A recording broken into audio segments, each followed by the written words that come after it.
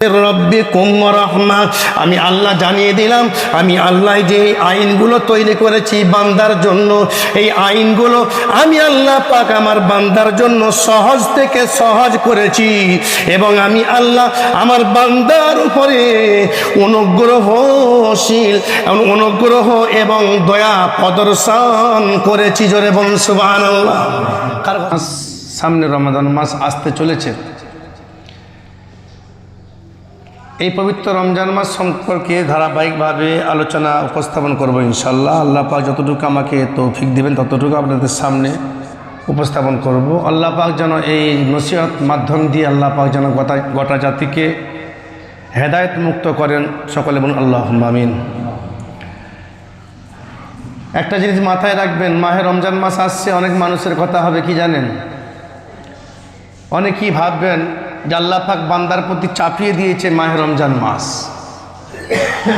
আল্লাহ পাক মাহে রমজান মাস চাপিয়ে দিয়েছেন কার উপরে? বান্দার উপরে।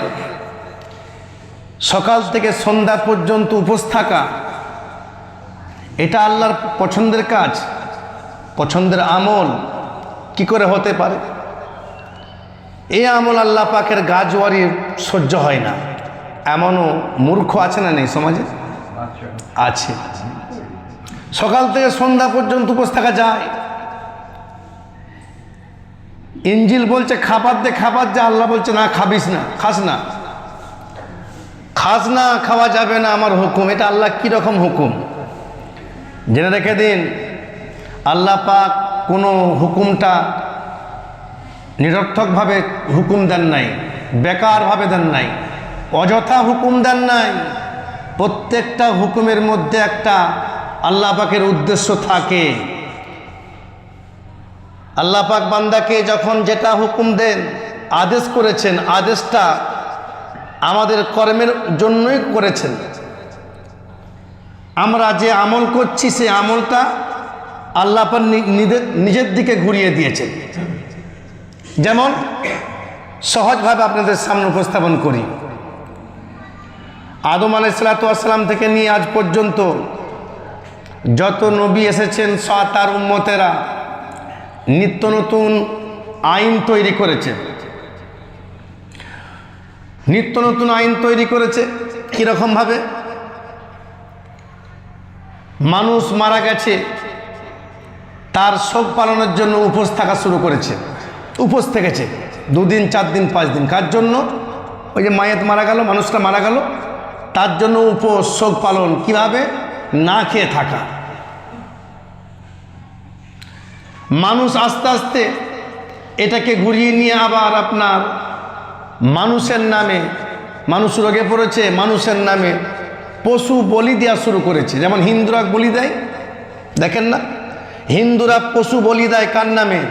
দেবদেবীর নামে, মানুষের নামে, ঠাকুরের নামে, মূর্তির নামে, গাছের নামে, পাথরের নামে কি দেয়? বলি দেয়। জন্তু, ছাগল, খাসি ইত্যাদি বলি দেয়। আল্লাহ বলছেন কারো নামে বলি দেওয়া যাবে না, কেবলমাত্র বলি দিতে গেলে আমি আল্লাহ আমার নামে দিতে হবে। জোরে বলুন। আইনটা কঠিন না সহজ? ঠিক না বেঠিক? তাহলে আল্লাহ কিন্তু কোনো হুকুম চাপিয়ে দেয় না বান্দার কাছে। বান্দা করা শুরু করেছে, সেই আমলটা আল্লাহ পাক ঘুরিয়ে আল্লাহ বলছে আমার জন্য করো। গাছের জন্য নয়, পাথরের জন্য নয় বলি, আর মানুষের নামেও বলি নয়। বলি দিতে গেলে আমি আল্লাহ আমার নামে দিতে হবে। তাহলে চাপিয়ে দেওয়া হলো কি? আল্লাহর চাপিয়ে দেন নাই। আল্লাহ বলছে বলি দিতে গেলে আমি আল্লাহ হুকুম দিলাম কুরবানি আমার জন্য করো। হুকুম ঠিক আছে। মানুষ হয়ে মানুষ দেবীর নামে পায়ে সিজদা করেছে, ঠাকুরের পায়ে, পাথরের কাছে সিজদা করে, গাছের কাছে সিজদা করে, সূর্যের সামনে হাত জড়ো করে মাথা নত করে। আল্লাহ বলছেন কারো কাছে মাথা নত করা যাবে না, করতে গেলে আমি আল্লাহ দিনে 5 বার আমার পায়ে সিজদা করো। জোরে বলুন। চাপিয়ে দেওয়া হলো। তাহলে নামাজ আমাদের কর্মের জন্য আল্লাহ পাক বলছেন, পাল্টি দিয়ে বলছেন আমার জন্য নামাজ করো, সিজদা করো। চাপানো হলো না? ঠিক তদ্রূপভাবে রোজা, আপনি যা কিছু দেখতে পাচ্ছেন আল্লাহ পাক হুকুম করেছেন, সব কিন্তু আমাদের কর্মের ফল আল্লাহ পাক ঘুরিয়ে দিয়েছেন। আমরা করছিলাম, সেটাকে ঘুরিয়ে আল্লাহ বলছেন আমার জন্য করো। রোজা রাখছি মানুষের জন্য, দেখেন না হিন্দুরা এখনও করে, উপোস থাকে। উপোস থাকে কতদিন? 1 সপ্তাহ। কার জন্য? বলে দেবীর নামে, অমুক দেবীর নামে উপোস, ঠাকুরের নামে, গাছের নামে, পাথরের নামে। ওদের তো পাথরেও নাকি শুনেছি দেবী, এবং গাছ, সূর্য, ব্যাঙ, সাপ, নাকি ওদের সবাই ওদের দেবদেবী। যাই হোক, আল্লাহ বলছেন উপোস থাকতে গেলে কোনো মানুষের নামে উপোস থাকা যাবে না। উপোস থাকতে গেলে আমি আল্লাহ জানিয়ে দিলাম, আমি আল্লাহ আমার জন্য উপোস থাকতে হবে। এটাই আল্লাহ পাক চাপিয়ে দিয়ে বললেন পবিত্র কোরআন। রোজা, রোজা, সিয়াম, আপনার সওম। সওম শব্দ আরবি ভাষা, আরবিতে এসেছে কোরআনের ভাষা। রোজাটা ফার্সি ভাষা, রোজা হলো ফার্সি ভাষা, আরবিতে নেই। উপোস থাকার নাম রোজা। আর সওম মানে হলো উপোস থাকা, এটা আরবিতে কোরআনে, পবিত্র কোরআনে এসেছে। আরবিতে 2টা ভাষা, রমজান, রমাদান শব্দ এসেছে মাহে রমজান, আর সওম শব্দ আরবিতে এসেছে। সামনে যে মাসটা আসছে, এই মাসটা আমাদের জন্য খুব গুরুত্বপূর্ণ মাস, বরকতি মাস, মাগফিরাতের মাস, ক্ষমার মাস, নাজাতের মাস, রহমতের মাস। এই মাসটা যারা কদর করবে, সম্মান করবে, এই কদরকে যারা ভালোবাসবে, মাসটা যারা ভালোবাসবে, এইটা আল্লাহর মাস। আল্লাহ নিজ হাতে বান্দাকে পুরস্কার দান করবে। যারা বলুন সুবহানাল্লাহ। ইয়া আইয়ুহাল্লাযীনা আমানু কুতিবা আলাইকুমুস সিয়াম কামা কুতিবা আলাল্লাযীনা মিন ক্বাবলিকুম লাআল্লাকুম তাত্তাকুন। সূরা বাকারা আয়াত নম্বর 183।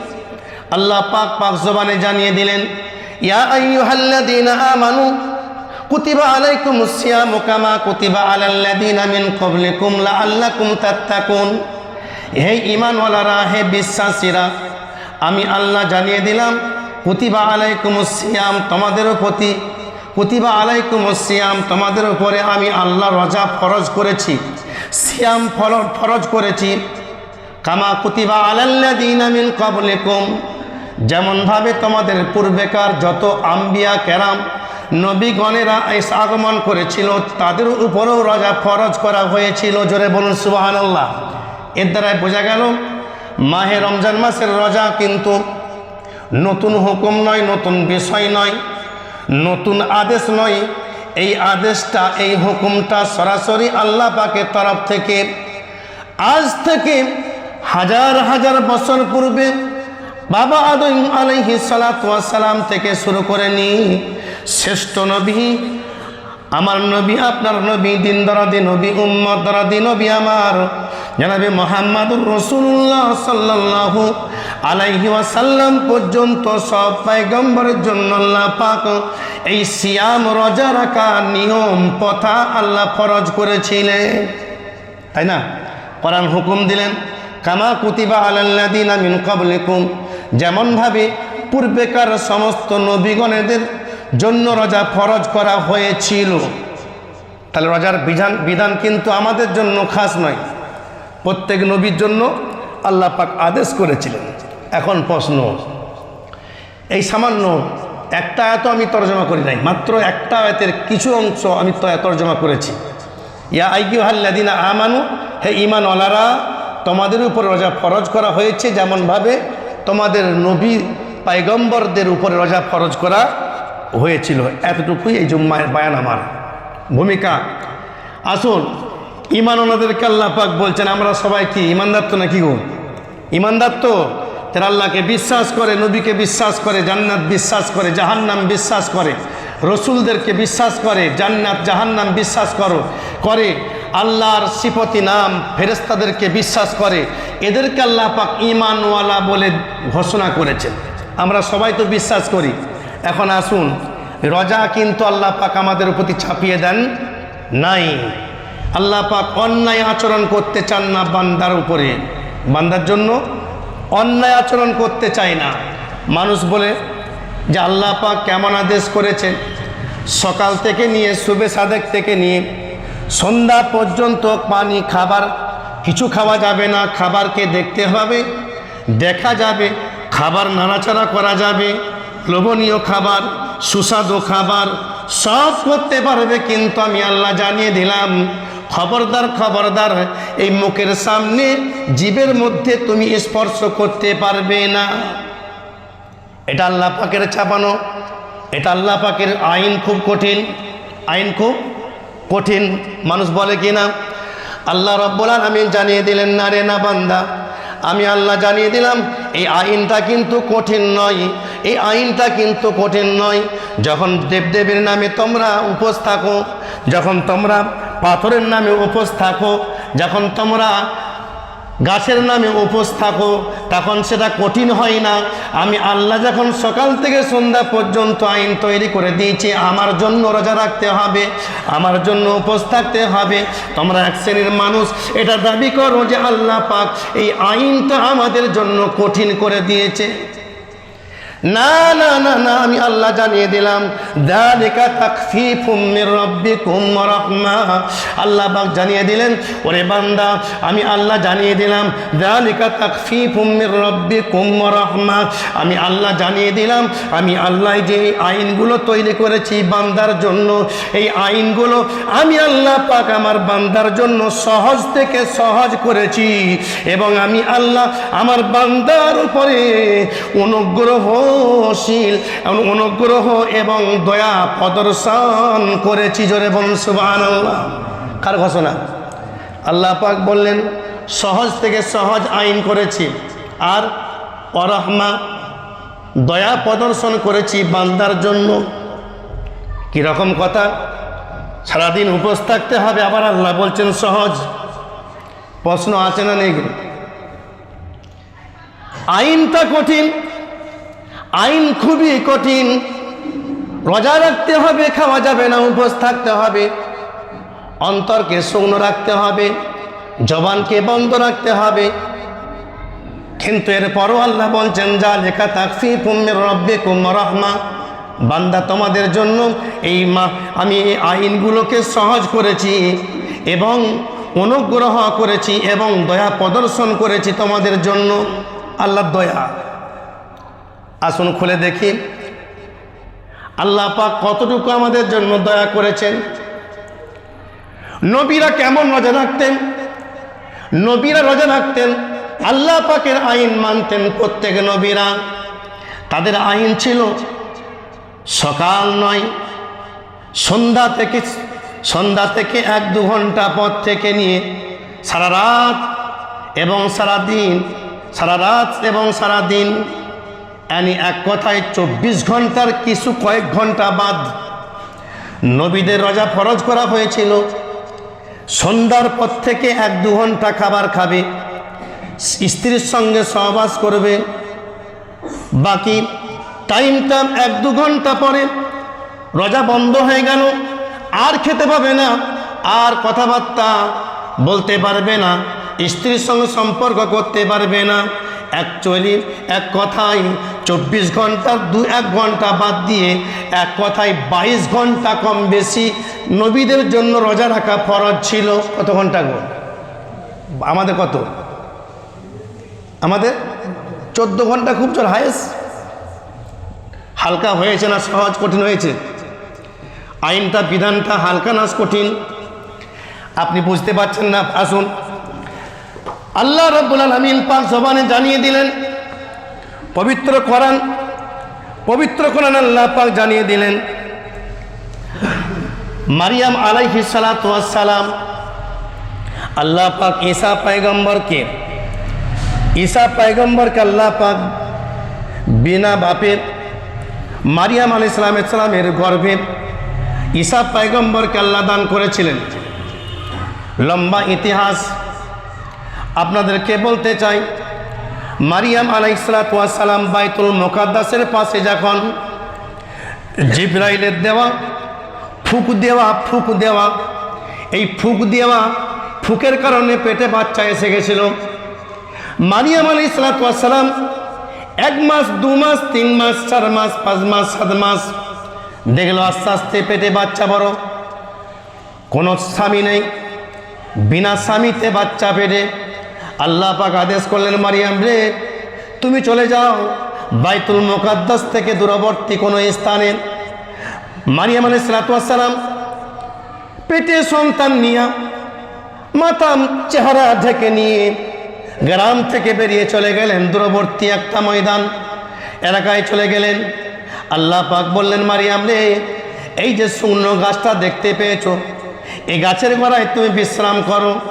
এখানে তুমি তোমার কলেজার টুকরা সন্তানকে প্রসব করবে, দুনিয়ার মুখ দেখাবে।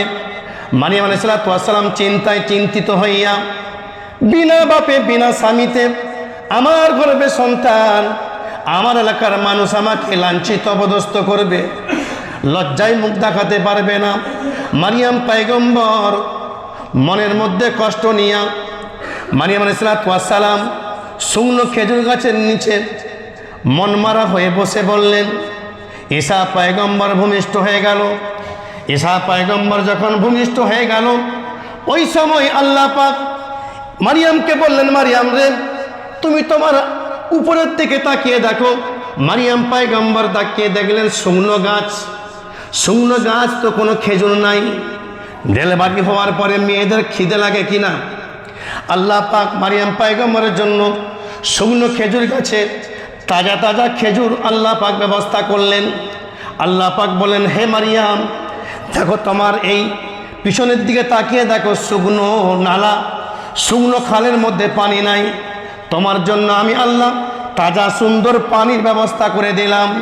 শুকনো নালাতে, শুকনো খালেতে পানির ব্যবস্থা আল্লাহ করলেন। শুকনো খেজুর গাছে তাজা তাজা সুন্দর সুন্দর খেজুরের ব্যবস্থা করলেন। আল্লাহ পাক জানিয়ে দিলেন, ফাকুলি ওয়াশরাবি ওয়াকারি আইনা, হে মারিয়াম, তুমি এই পানি পান করো, পানি পান করো, আর খেজুর পারো, খেজুর নাড়া দাও, এই খেজুর খাও আর তোমার চোখকে ঠান্ডা করো। ফাইম্মা তারায়ান্না মিনাল বাসারি, হে মারিয়াম, এখন তোমার সন্তান কয়েকদিনের হয়ে গেছে, এখন তুমি চলে যাও তোমার এলাকায়। মারিয়াম আলাইহিস সালাম চিন্তায় চিন্তিত হইয়া মনে মনে চিন্তা করে, আল্লাহ, আমি কিভাবে মানুষকে মুখ দেখাবো? আমার তো কোনো স্বামী নাই, আমাকে স্বামী স্পর্শ করে নাই, আমি আমার সন্তানকে গর্ভে নিয়েছি, আমার এলাকার মানুষ আমাকে বলবে, হে মারিয়াম, এই সন্তানের বাপটা কি একবার বল। আমি মারিয়াম কোন লজ্জায় তাদের সামনে কথা বলবো? লজ্জা আসে না নেই? কষ্ট আসে না নেই? মারিয়াম পয়গম্বর চোখে পানি নিয়া আল্লাহ পাকের হুকুমে ওখান থেকে বেরিয়ে পড়লেন। কোথা থেকে? ওই জায়গা থেকে বেরিয়ে পড়লেন, এলাকায় প্রবেশ করবেন। কোলের মধ্যে সন্তান, ফুটফুটে সন্তান, কথা বলতে পারে না, মা মারিয়ামের দুগ্ধ পান করা সন্তান, নাবালেগ শিশু সন্তান। মারিয়াম পয়গম্বর ওই সন্তানকে কোলে নিয়া এলাকায় যখন প্রবেশ করবেন, আল্লাহ পাক বলে দিলেন, ওরে মারিয়াম, ফাইম্মা তারায়ান্না মিনাল বাসারি আহাদান, এ মারিয়াম, যখন কোনো মানুষের সঙ্গে দেখা হবে তোমার সঙ্গে, তখন তুমি কি বলবে? ফাকুলি ইন্নি নাদারতু লিররহমানি সাওমা। হে মারিয়াম, যখন তোমাকে প্রশ্ন করবে, হে মারিয়াম, এই সন্তানের বাপকে বলো, তখন মারিয়াম তুমি বলবে, ইন্নি নাদারতু লিররহমানি সাওমা। তুমি তখন বলবে, হে আমার এলাকার মানুষ, আমি এখন রোজা রেখেছি, কারো সঙ্গে কথা বলবো না। জোরে বলুন সুবহানাল্লাহ। রোজাটা কিসের উদ্দেশ্য? কি আমার বলার? কি রোজা কিসের? মুখ বন্ধ। কি? আরে বলুন না, আমি এমনি বয়ান করছি না। মারিয়াম পয়গম্বর বললেন, ইন্নি নাদারতু লিররহমানি সাওমা। এ আমার এলাকার মানুষ, আমার সন্তানটা কে আমি বলতে পারবো না, আমার তালা বন্ধ, আমি রোজা রেখেছি, মান্যত মেনেছি, আমি কথা বলা যাবে না। ও রোজা ছিল কেমন? কথা বলা। আর বুঝতে পারেন না নাকি? আমি এমনি বলছি আপনাদেরকে, কথা বলা যাবে না। ইন্নী নাদারতু লিররহমানি সাওমা ফালান মুকাল্লিমাল ইয়াউমা ইনসিয়া। আমি কারো সঙ্গে কথা বলবো না, মান্যত মেনেছি, রোজা রেখেছি। ইশারায় তোমাদেরকে বলি, এই সন্তানকে যা বলার তোমরা বলো। জোরে বলুন। কত কষ্টের সঙ্গে বলছে, বলুন, কত কষ্ট। যা বলবে কাকে? এই সন্তানকে আমি রোজা রেখেছি, কথা বলতে পারবো না, তাদের রোজা কেমন ছিল? কথা বলা কঠিন না সহজ? আমি কি বলেছিলাম? যালিকা তাখফীফুম মির রাব্বিকুম ওয়া রাহমা। আল্লাহ বলেন, বান্দা তোমাদের জন্য রোজার বিধানকে আমি আল্লাহ সহজ করেছি এবং দয়া প্রদর্শন করেছি। কে করেছেন? আল্লাহ। মারিয়াম পয়গম্বর এই সন্তানের দিকে যখন ইশারা করলাম, এলাকার মানুষ বলল, হা হা হা, এই হারুনের বোন, তুমি এমন একটা ছেলের দিকে ইশারা করো, এ না কথা বলতে পারে না কিছু। ওই সময় মারিয়াম পয়গম্বর ইশারা বারংবার করে, দুঃখে কষ্টে এলাকার মানুষের লাঞ্ছনা, এলাকার মানুষের ভৎসনা, দুঃখ, এই কথা শুনে সহ্য করতে পারলো না। মারিয়াম আলাইহিস সালামের চোখ দিয়ে টপ টপ করে লজ্জায় পানি টপকানো শুরু হলো। পয়গম্বরের মা লজ্জিত হইয়া চোখে যখন টপ টপ করে পানি পড়ে, ওই পানি যখন ঈসা আলাইহিস সালামের মায়ের কোলে মাসুম বাচ্চার চেহারায় পানিটা পড়ে, সঙ্গে সঙ্গে ঈসা পয়গম্বরের জবান খুলে গেল। ঈসা পয়গম্বর বলল, ক্বালা ইন্নী আব্দুল্লাহ ওয়া আতিয়ানিয়াল কিতাবা ওয়া জাআলানি নাবিয়্যা ওয়া জাআলানি মুবারাকান আইনামা কুনতু আওসানি বিস-সালাতি ওয়াজ-যাকাত মা দুমতু হাইয়্যা। এই মাসুম বাচ্চা মায়ের কোলে যখন বসেছিলেন, মায়ের চোখের পানি যখন মুখে পড়েছে, সঙ্গে সঙ্গে কথা বলল, হে এলাকার মানুষ, আমি ঈসা পয়গম্বর মাসুম বাচ্চা, কথা বলতে পারি না বটে, কিন্তু আল্লাহ আমাকে হুকুম দিয়েছে কথা বলার। ইন্নী আব্দুল্লাহ, আমি হলাম আল্লাহ পাকের গোলাম। জোরে বলুন না সুবহানাল্লাহ। কার গোলাম গো? আল্লাহ পাকের গোলাম। ইন্নী আব্দুল্লাহ ওয়া আতানিয়াল কিতাব, আল্লাহ পাক আমাকে কিতাব দান করেছে, আমাকে নবী বানিয়েছে। জোরে বলুন সুবহানাল্লাহ। কখন নবী করেছেন? মায়ের কোলে থাকা অবস্থায় নবীকে। আরে বলুন, ঈসা রুহুল্লাহ। এই কথা বলে শুরু হলো। ঈসা পয়গম্বর মায়ের কোলে যখন কথা বলা শুরু করলেন, কথা বলতে বলতে, ওয়াজআলানি মুবারাকান আইনামা কুনতু আওসানি বিস-সালাতি ওয়াজ-যাকাতি মা দুমতু হাইয়্যা, এই বলে আল্লাহ পাক জানিয়ে দিলেন, ঈসা পয়গম্বর তার কওমের মানুষদেরকে বললেন যে আমাকে আল্লাহ নবী করেছেন, আমাকে আল্লাহ আদেশ করেছেন, আমি যতদিন বাঁচবো, যেখানেই থাকি না কেন, আমি ঈসা রুহুল্লাহ, আমাকে আল্লাহ নামাজের আদেশ করেছেন এবং জাকাত দেওয়ার হুকুম করেছেন। জোরে বলুন সুবহানাল্লাহ। জাকাতের ফরজ কার উপরে? কার উপরে? ঈসা রুহুল্লাহর উপরে। নামাজের ফরজ কার উপরে? ঈসা রুহুল্লাহর উপরে আদেশ করা হয়েছে আল্লাহ পাকের। আসুন, বলার উদ্দেশ্য কি ছিল? ঘটনা তোলার উদ্দেশ্য কি ছিল? উদ্দেশ্য ছিল কি? ইসলাম আমাদের জন্য সহজ করেছেন কে? মারিয়াম আলাইহিস সালাম মান্নত মেনেছেন, রোজা রেখেছেন কিসের? কথা বলা যাবে না, শুধু খাওয়া পান করা না, কথাও বন্ধ। কাদের? মারিয়াম পয়গম্বরের। শরিয়াত কঠিন না সহজ? বুঝতে পেরেছেন তো নাকি গো? আসুন, এরপরে আল্লাহ রাব্বুল আলামিন আদম পয়গম্বরের রোজা ফরজ করেছিলেন, ঈসা রুহুল্লাহর নামে রোজা ফরজ করা হয়েছিল, মুসা কালিমুল্লাহর উপর রোজা ফরজ করা ছিল, নূহ আলাইহিস সালামের রোজা ফরজ ছিল।